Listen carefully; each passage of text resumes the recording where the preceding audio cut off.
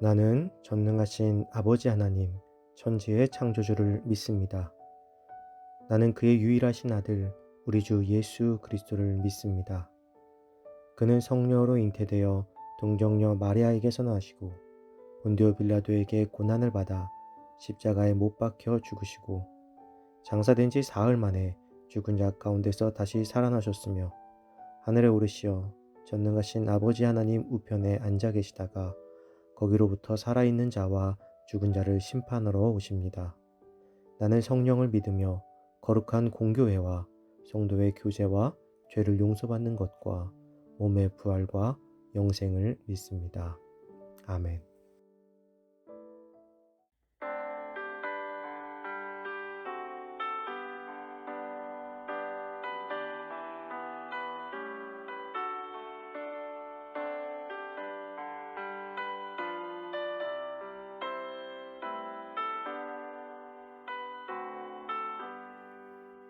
나의 영원하신 기여 생명보다 귀하다.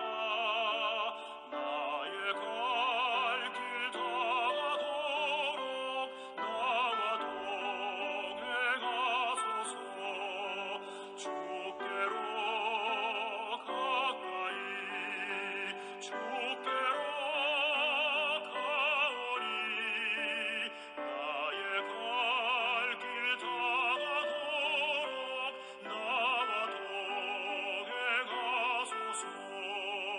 세상 복이 아니라 모든 병에 버리고 험한 길을 가는 동안 나와 동행하소서. 주께로 가까이 주께로 가오리. 나의 갈 길 다가도록 나와 동행하소서.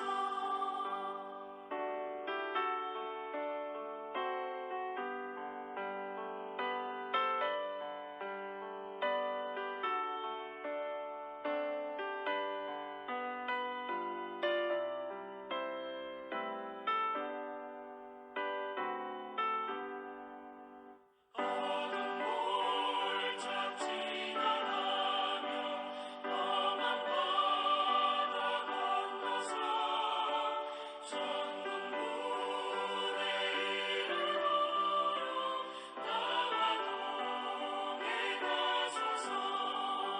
주께로 가까이 주께로 가오리. 나의 갈 길 다가도록 나와 동행하소서.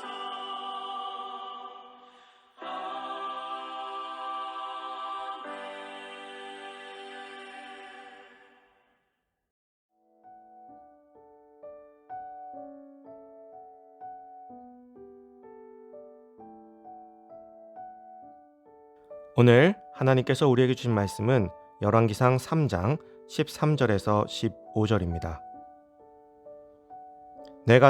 내가 구하지 아니한 부귀와 영광도 내게 주노니 내 평생에 왕들 중에 너와 같은 자가 없을 것이라. 내가 만일 내 아버지 다윗이 행함같이 내 길로 행하며 내 법도와 명령을 지키면 내가 또 내 날을 길게 하리라. 솔로몬이 깨어보니 꿈이더라. 이에 예루살렘에 이르러 여호와의 언약궤 앞에 서서 번제와 감사의 제물을 드리고 모든 신하들을 위하여 잔치하였더라. 아멘.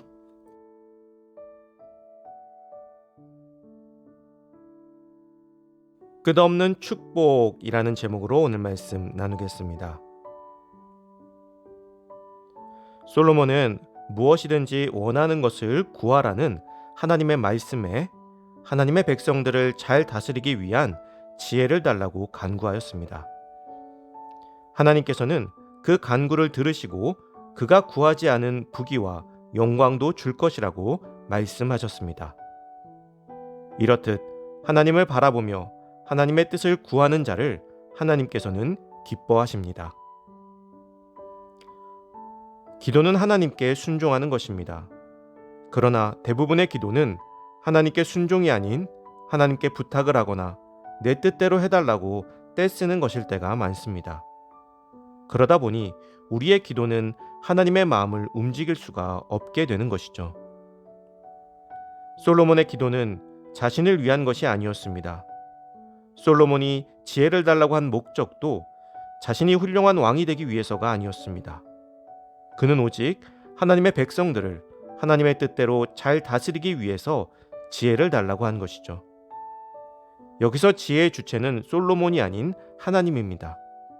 솔로몬은 자신의 지혜가 아닌 하나님의 지혜로 백성을 다스리게 해달라고 간구한 것입니다. 지혜마저도 하나님의 백성을 지키기 위해 구하는 것이니 하나님께서 그가 얼마나 이뻐 보이셨겠습니까? 그래서 하나님께서는 구하지 아니한 것까지도 다 주시겠노라 약속하신 것입니다. 그런데 여기서 우리가 살펴봐야 할 것은 그 약속이 영원한 약속은 아니라는 것입니다. 하나님의 약조에는 조건이 있었습니다. 바로 아버지 다윗처럼 내 길로 행하고 내 법도와 명령을 지킨다면 내 날을 길게 해주시겠다는 것입니다.